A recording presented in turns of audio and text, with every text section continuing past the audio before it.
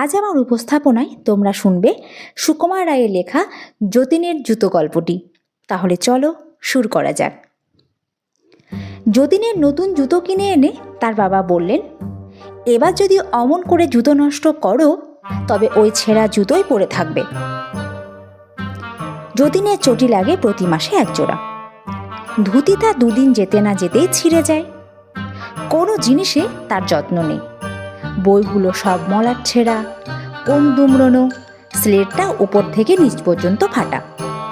স্লেটের পেন্সিলগুলো সর্বদাই তার হাত থেকে পড়ে যায়, কাজেই ছোট ছোট টুকরো টুকরো। আর একটা তার মন্দ অভ্যাস ছিল, লেড পেন্সিলের গোড়া চিবোনো। চিবিয়ে চিবিয়ে তার পেন্সিলের কাঠটা বাদামের খোলার মতো খেয়ে গেছিল। তাই দেখে ক্লাসের মাস্টারমশাই বলতেন, তুমি কি বাড়িতে ভাত খেতে পাও না? নতুন চটি পায়ে দিয়ে প্রথম দিন যতীন খুব সাবধানে রইল, পাছে ছিঁড়ে যায়। সিঁড়ি দিয়ে আস্তে আস্তে নামে, চৌকাঠ ডিঙোবার সময় সাবধানে থাকে যাতে না ঠোক্কর খায়, কিন্তু ওই পর্যন্তই।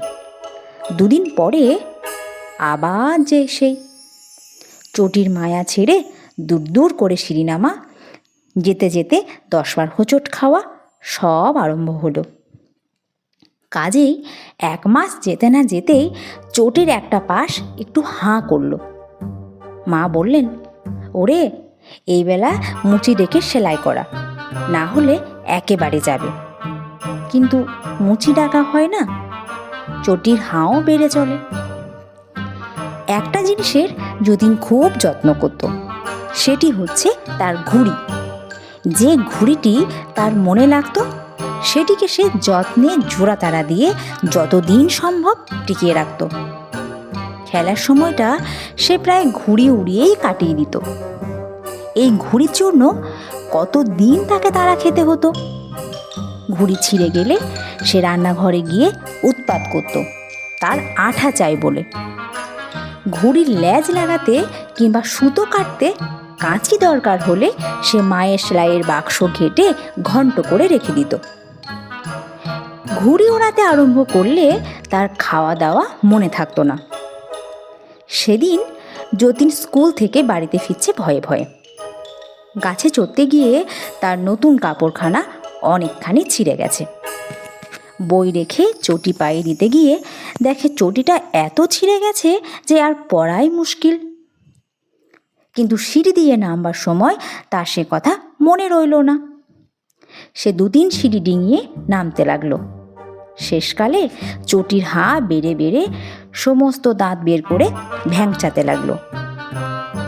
যেমনি সে শেষ 3টে সিঁড়ি ডিঙিয়ে লাফিয়ে পড়েছে, অমনি মাটিটা তার পায়ের নিচ থেকে সুরুত করে সরে গেল। আর ছেঁড়া চটিটাকে নিয়ে সাঁই সাঁই করে শূন্যের উপর দিয়ে কোথায় যে ছুটে চলল তার ঠিক ঠিকানা নেই। ছুটতে ছুটতে ছুটতে ছুটতে চটি যখন থামলো, তখন যতীন দেখল সে কোন অচেনা দেশে এসে পড়েছে। সেখানে চারিদিকে অনেক মুচি বসে আছে। তারা যতীনকে দেখে কাছে এলো। তারপর তার পা থেকে ছেঁড়া চটি জোড়া খুলে নিয়ে সেগুলোকে যত্ন করে ঝাড়তে লাগলো। তাদের মধ্যে একজন মাতব্বর গোছের যতীনকে বলল, তুমি দেখছি ভারী দুষ্টু, জুতো জোড়ার এমন দশা করেছ। দেখো দেখি, আর একটু হলে বেচারিদের প্রাণ বেরিয়ে যেত। যতীনের ততক্ষণে একটু সাহস হয়েছে। সে বলল, জুতোর আবার প্রাণ থাকে নাকি? মুচিরা বলল, তা না তো কি, তোমরা বুঝি মনে করো তোমরা যখন জুতো পায়ে দিয়ে জোরে জোরে ছোটো তখন ওদের লাগে না? খুব লাগে, লাগে বলেই তো ওরা মচমচ করে। ও যখন তুমি চটি পায়ে দিয়ে দুরমুর করে সিঁড়ি দিয়ে ওঠানামা করছিলে আর তোমার পায়ের চাপে ওর পাশ কেটে গেছিল, তখন কি ওর লাগেনি? খুব লেগেছিল। সেই জন্যই ও তোমাকে আমাদের কাছে নিয়ে এসেছে। যত রাজ্যের ছেলেদের জিনিসপত্রের ভার আমাদের উপর। তারা সেসবের অযত্ন করলে আমরা তাদের শিক্ষা দিই। মুচি যতীনের হাতে ছেঁড়া চটি দিয়ে বলল, নাও সেলাই করো। যতীন রেগে বলল, আমি জুতো সেলাই করি না, মুচিরা করে। মুচি একটু হেসে বলল, এ কি তোমাদের দেশ পেয়েছ যে করবো না বললেই হলো? এই ছুঁচ সুতো নাও, সেলাই করো। যতীনের রাগ তখন কমে এসেছে, তার মনে ভয় হয়েছে। সে বলল, আমি জুতো সেলাই করতে জানি না। মুচি বলল, আমি দেখিয়ে দিচ্ছি, সেলাই তোমাকেই করতে হবে। যতীন ভয়ে ভয়ে জুতো সেলাই করতে বসল। তার হাতে ছুঁচ ফুটে গেল, ঘাড় নিচু করে থেকে থেকে ঘাড়ে ব্যথা হয়ে গেল। অনেক কষ্টে সারা দিনে এক পাটি চটি সেলাই হলো। তখন সে মুচিকে বলল, কাল অন্যটা করব, এখন খিদে পেয়েছে। মুচি বলল, সে কি, সব কাজ শেষ না করে তুমি খেতেও পাবে না, ঘুমোতেও পাবে না। এক পাটি চটি এখনও বাকি আছে, তারপর তোমাকে আস্তে আস্তে চলতে শিখতে হবে, যেন আর কোনো জুতোর উপর অত্যাচার না করো। তারপর দর্জির কাছে গিয়ে ছেঁড়া কাপড় সেলাই করতে হবে। তারপর আর কি কি জিনিস নষ্ট করেছো দেখা যাবে। যতীনের তখন চোখ দিয়ে জল গড়িয়ে পড়ছে। সে কাঁদতে কাঁদতে কোনো রকমে অন্য চটিটা সেলাই করলো। ভাগ্যে ও পাটি বেশি ছেঁড়া ছিল না। তখন মুচিরা তাকে একটা 5 তলা উঁচু বাড়ির কাছে নিয়ে গেল।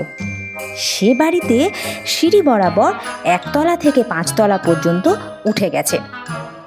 তারা যতীনকে সিঁড়ির নিচে দাঁড় করিয়ে দিয়ে বলল, যাও, একেবারে 5 তলা পর্যন্ত উঠে যাও, আবার নিচে নেমে এসো। দেখো, আস্তে আস্তে এই একটি একটি সিঁড়ি উঠবে নামবে। যতীন 5 তলা পর্যন্ত উঠে গিয়ে নেমে এলো।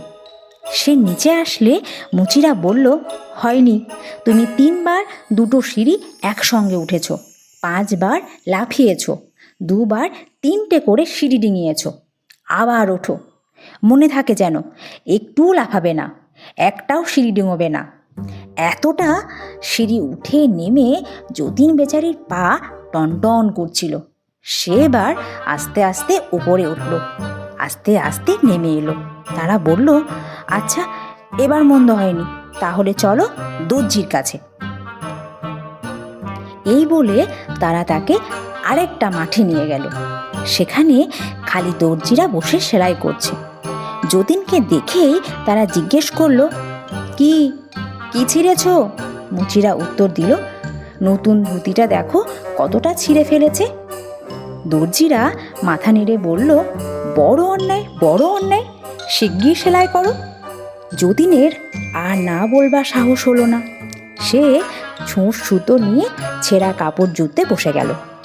সবে মাত্র 2-1 ফোঁট দিয়েছে, অমনি দর্জিরা চেঁচিয়ে উঠল, ওকে কি সেলাই বলে, খোলো খোলো। অমনি করে বেচারি যতবার সেলাই করে ততবার তারা বলে, খোলো খোলো।